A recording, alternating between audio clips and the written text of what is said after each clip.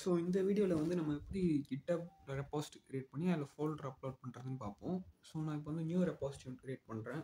நான் இப்போ வந்து சாம்பிள் ரெபாசிட்டரி அப்படின்ட்டு ஒரு நியூ ரெபாசிட்டரி கிரியேட் பண்ணிவிட்டு ஸோ சாம்பிள் ரெப்போ கிரியேட் பண்ணிட்டு இப்போ அதில் வந்துட்டு அப்லோட் எக்ஸிஸ்டிங் ஃபைல்னு கேட்கும்.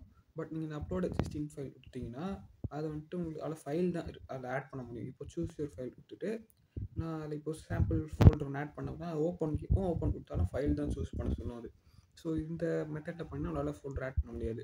அதுக்கு பதிலாக நம்ம இப்போ வந்துட்டு இது கேன்சல் கொடுத்துட்டு new file create new file create new file கொடுத்துட்டு ஸோ இதில் வந்துட்டு நீங்கள் ஃபோல்டர் நேம் ஃபஸ்ட் கொடுத்துருங்க.